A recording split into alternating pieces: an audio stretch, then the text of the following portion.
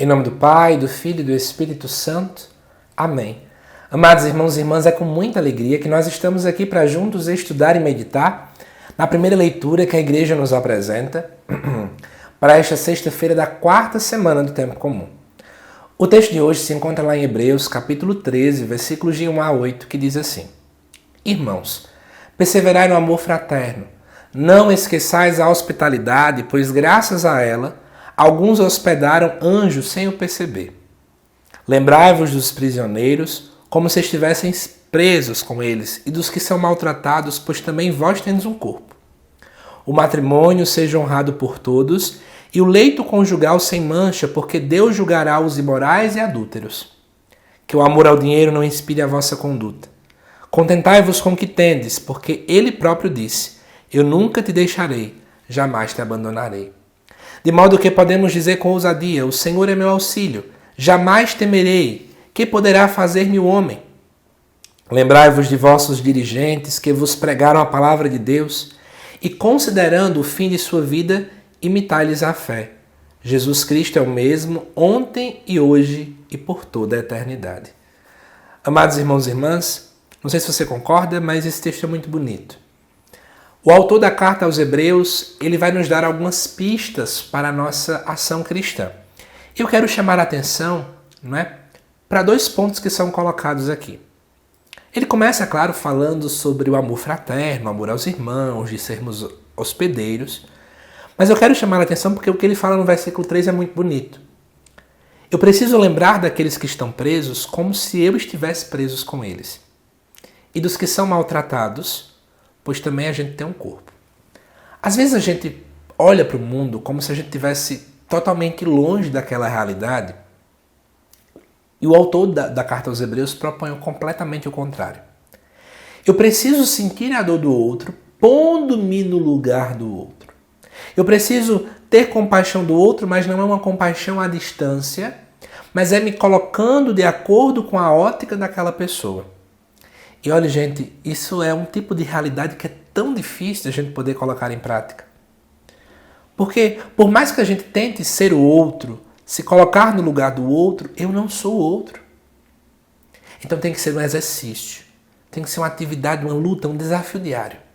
Jesus, dai-me a graça de que eu possa me colocar no lugar do outro, entender como é que o outro enxerga a vida, de entender que para o outro também é difícil. Porque senão, amados irmãos e irmãs, se a gente não se colocar no lugar do outro, a gente não vai conseguir falar na linguagem do outro. Entende? E eu quero chamar a atenção também quando ele fala, até dos que são maltratados, ou seja, aqueles que sofrem com o corpo, porque a gente também tem um corpo. Eu vou dar um exemplo aqui para vocês, de vida pessoal. Durante um tempo eu tive a graça, de poder visitar uma cadeia pública. Durante algum tempo, não lembro quanto tempo foi, mas foi mais de um mês isso. Eu lembro que era toda sexta-feira à tarde, visitar os presos, os irmãos que estavam ali encarcerados. E o quanto era difícil ver aquela realidade. O quanto eu levava o violão, tocava o violão com eles.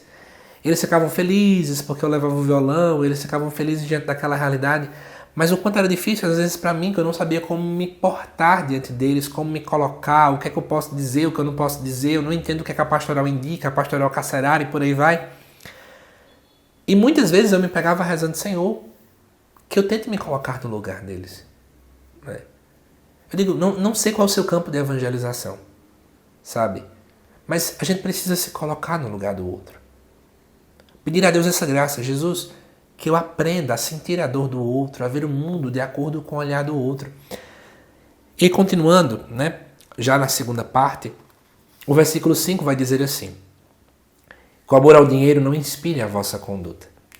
Amados irmãos e irmãs, claro que todo mundo quer dinheiro. Eu também quero. Porque o dinheiro, ele traz a gente um certo conforto, Eu posso ter uma cama melhor, eu posso ter uma casa melhor, eu posso ter talvez mais segurança, porque eu posso ter o meu próprio transporte, eu vou ter uma liberdade maior. É bom ter dinheiro. Mas aqui fala que o amor ao dinheiro não inspire a vossa conduta, porque tem muitas pessoas que quando começam a ganhar um pouco mais, elas mudam. Elas não falam mais com os mesmos amigos, elas olham de nariz empinado, como a gente fala, como se fosse superior ao outro. Amados irmãos e irmãs, o amor ao dinheiro não pode fazer com que a gente se transforme assim. mas pelo contrário, não é? Que a gente possa, independentemente da nossa condição financeira, fazer o que diz assim, né?